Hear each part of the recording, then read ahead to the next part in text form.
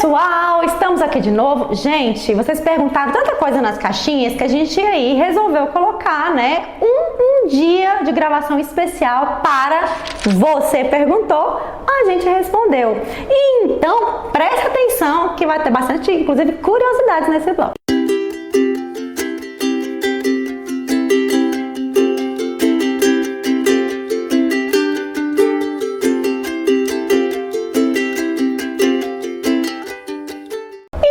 Gente, quando a gente fala em durabilidade, eu acho que vocês quiseram aí perguntar quanto tempo você fica imune. Lembrando que existe uma diferença entre você vacinar e realmente você estar imune.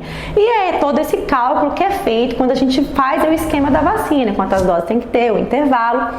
Mas todo mundo sabe que a vacina do Covid é uma vacina nova, como toda vacina nova, a gente precisa de um grupo, um estudo, um grupo de controle para poder ver essa questão da durabilidade, ou seja, do tempo que a gente vai ter aí de imunidade. Então aí só o tempo dirá. A gente já tem estudos aí que mostram que uma pessoa quando pega, ou pessoas que pegaram, que foram estudadas, pode ter os anticorpos aí bastante alto, com a titulação bastante alta, até 8 meses depois da infecção. E em relação à vacina, a gente sabe que os melhores esquemas aí são os esquemas de 2 doses. E por exemplo, né, na vacina que a gente tem aí, que é a Coronavac, que foi a primeira aí oficializada no Brasil, a gente sabe que a quantidade de anticorpos circulante fica maior quando você dá um intervalo aí de 28 dias, porque inclusive a bula traz nessa possibilidade de vacinar entre 14 e 28 dias. Inclusive o plano DF tendo alteração aí no meio da vacina para 28 dias. Não podemos dar essa certeza agora de quanto tempo dura. Então, você tem que ficar de olho, estar atenta e confiar também nas ciências, nos especialistas e nos enfermeiros.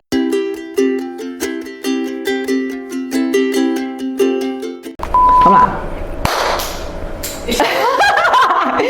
Oh, meu Deus, tá cheio de making off em si. Quem está com a doença ativa, ou seja, está com sinais e sintomas da Covid, os sinais e sintomas da Covid são aqueles sinais, né, gripais gerais, principalmente os sinais de aí infecção respiratória, que é o principal sintoma, e a febre, não deve tomar a vacina. A gente tem que esperar aí uns 15 dias de você não ter mais sintomas para tomar a vacina. Até porque, se você estiver com a doença ativa, você já está aí desenvolvendo o que a gente chama de uma imunidade ativa natural, você está sensibilizando os seus anticorpos, tá bem? E aí, se você der aí uma outra forma de sensibilização, quer dizer, um vírus inativado, como a Coronavac, por exemplo, ou uma outra tecnologia, você vai atrapalhar um pouco aquela resposta que o seu corpo já está tendo do combate à infecção natural. E é melhor ainda, né, gente? Porque aí é uma infecção natural, então provavelmente essa titulação vai ficar até maior. A gente tem que esperar o tempo para saber.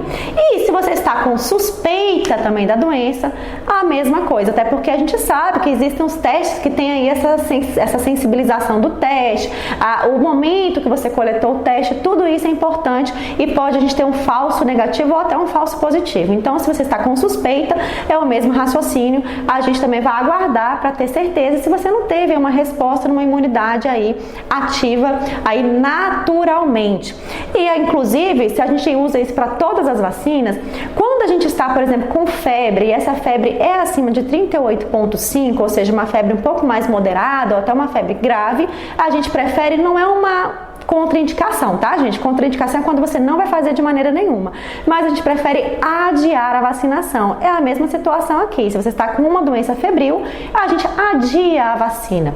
Por quê? Porque a gente não sabe qual é o processo, né, de que você está ali tendo de combate àquela doença ou um processo inflamatório, o que está acontecendo, e também, gente, para que a gente não coloque culpa na vacina por causa de, inclusive, se acontecer, por exemplo, um aumento da febre.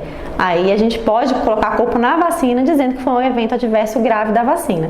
Então a gente acaba também esperando para que isso não aconteça. Então, não se deve vacinar febre alta nem suspeita da doença ativa.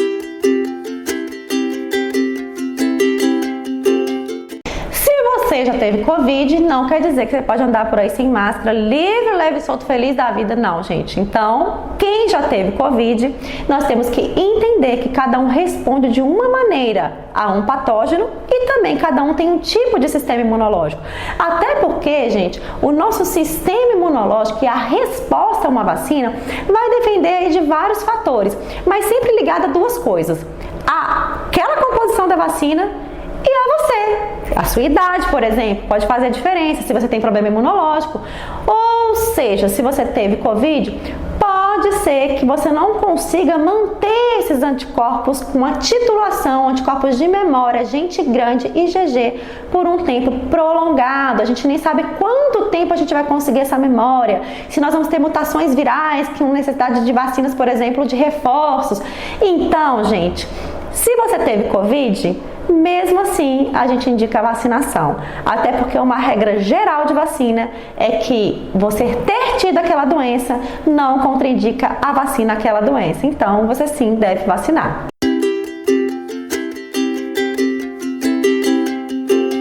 Pessoal, lembrando aqui que quando a gente fala de eventos adversos, a gente sabe que para chegar, por exemplo, na fase que a gente chama de fase 3, que são os ensaios clínicos, logicamente essas vacinas passaram pelas outras etapas, que é aí a 1 e a 2, ou seja, a gente foi testado em laboratório, foi testado em células cultivadas, depois foi testado em animais e depois veio para os ensaios clínicos controlados. Isso tudo para garantir aí a segurança da vacina. Para mostrar para vocês como isso é feito de uma maneira muito séria, um exemplo, foi a questão que aconteceu com a suspensão aí dos ensaios, clínicos, quando a gente foi para a fase 3 da vacina aí da Oxford, que é a vacina da AstraZeneca. Então foi identificado aí uma pessoa, dentre os mais de 11 mil que participou aí desse grupo, que apresentou um evento adverso considerado grave, que foi uma mielite transversa. Para você ver, gente, como fizeram uma comissão, um comitê fora, então veio o cientista para avaliar aquele evento adverso, porque pode ter sido da vacina? Pode. É grave, mas será que a pessoa não tinha uma doença de base? Será que outros processos virais, outras infecções podem ter desencadeado? E aí esse comitê avaliou que essa resposta, esse evento não foi relacionado à vacina.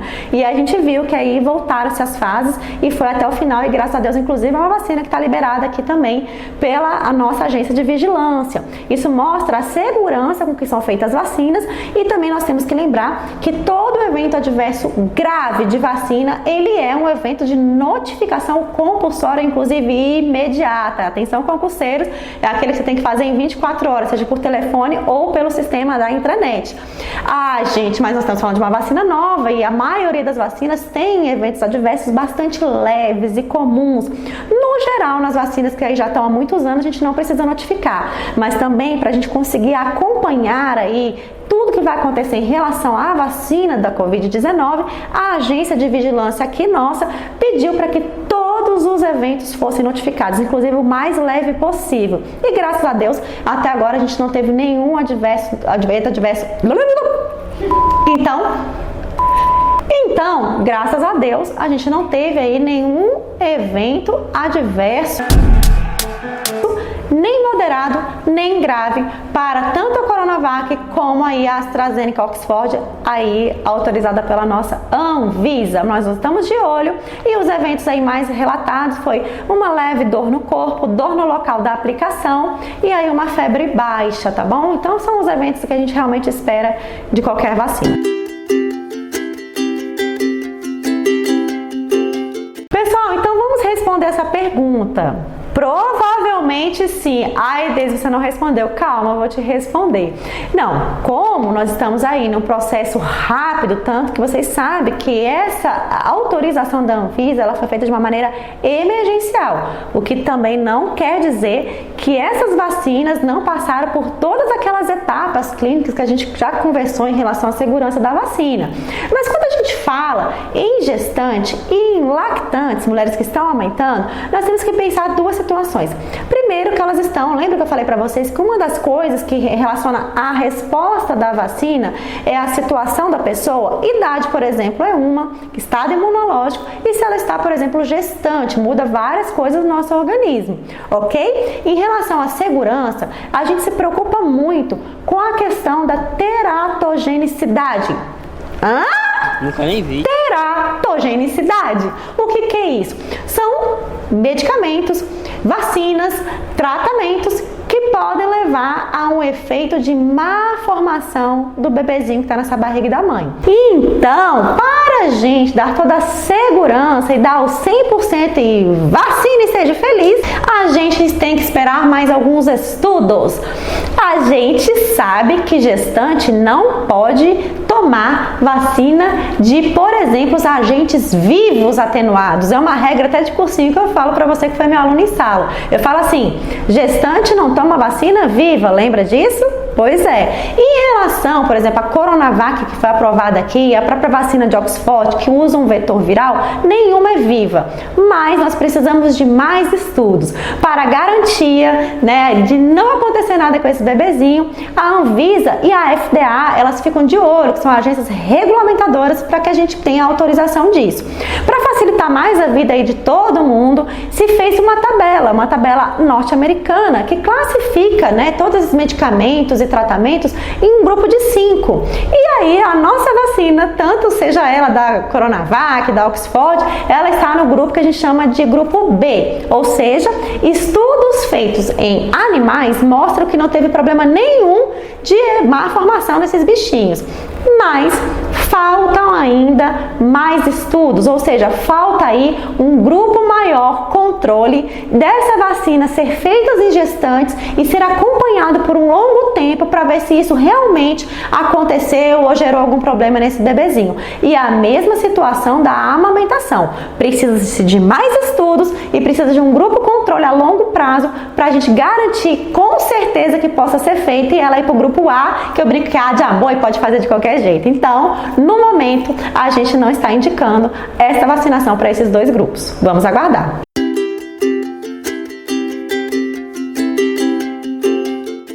E aí, pessoal, a gente falou aqui, né, teve um momento que nós falamos sobre a tecnologia usada nas vacinas, a gente trabalhou cada uma delas, mas eu tô focando aqui nesse, você perguntou, nas vacinas que nós estamos usando aqui no Brasil, que já começamos a vacinação, que é a Coronavac, e agora aí também a vacina de Oxford, que já foi aprovada pela Anvisa. Então, se você começou com uma, você precisa terminar o esquema com a mesma técnica, porque inclusive são tecnologias diferentes, beleza? Quando a gente fala esquema de uma vacina, é o número de doses e o intervalo entre elas para que a gente tenha aí a segurança daquele estudo que foi feito para eu ter aquela quantidade ou aquela produção de anticorpos.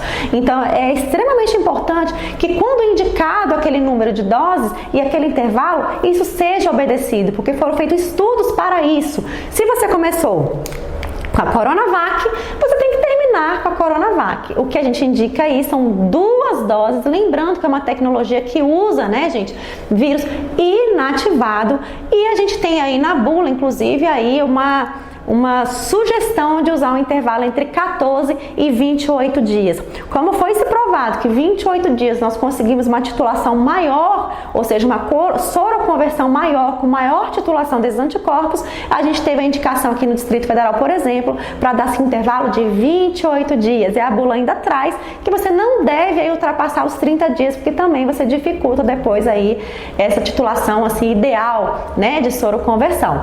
Em relação à vacina de Oxford, a gente também tem essa indicação aí de 2 doses, lembrando que nós temos várias, né, se você for entrar nessa pesquisa que foi feita aí da Fiocruz, a gente sabe que com a primeira dose dessa vacina, a gente já consegue aí uma eficácia de 70%, então uma eficácia bastante alta já na primeira dose. Inclusive se discutiu se fazer uma dose só, ou a metade de uma dose na primeira e a segunda completa, mas para uma titulação aí maior, com uma maior eficácia de soroconversão, também aí a gente vai ter as 2 doses como aí indicação e com intervalo um pouquinho maior, podendo chegar a isso até 3 meses, né, depois da primeira dose e aí a segunda dose. Então a gente vai esperar e ver como, por exemplo, o Distrito Federal vai se posicionar aí como Secretaria Estadual de Saúde nessas sugestões que o próprio laboratório traz. Mas não esquece, são 2 doses, vamos obedecer os intervalos, tá atento ao cartão de vacina, aquela partezinha de lápis que você tem que voltar lá para tomar, e se começou com uma, termine com a mesma.